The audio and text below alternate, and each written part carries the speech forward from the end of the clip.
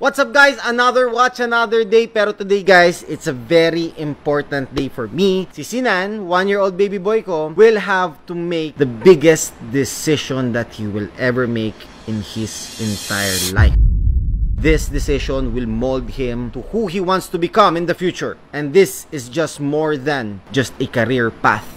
Ito ay napaka-importante para malaman niya kung totoong sino talaga siya and what he wants to be. Kaya samahan niyo ako kasi today, mamimili si Sinan, ang baby boy ko, ng first ever Rolex niya, okay? He will decide on what model he wants as early as 1-year-old. So here we have my Submariner tayo dito, meron tayong Datejust, we also have the Panda, we have the GMT, and meron tayong Yachtmaster. So for me, personally, I would like him to pick either Submariner or Daytona. Pero, of course, sa kanya na yun, bahala siya. I will support him 100% kung ano ang ipipick niya para sa sarili niya because this will be a life-changing decision for him. Kaya tara, samahan niyo ako.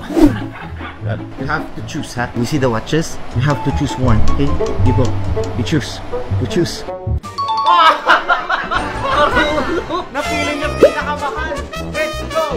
Ang bilis eh, no? This is yours. Yay! This is a reference. 126,500. So, ito yung pinaka-latest na Panda ngayon. So, this is around 2 million, guys. So, magaling mamili din yung anak ko, ha? Parang sasakit bulsa ko dito, ha? Anyways, mga nagsasabing hindi ko siya kamukha, tignan nyo ako nung 1-year-old ako. Ayun na humusga kung magkamukha ba kami o hindi. Peace out.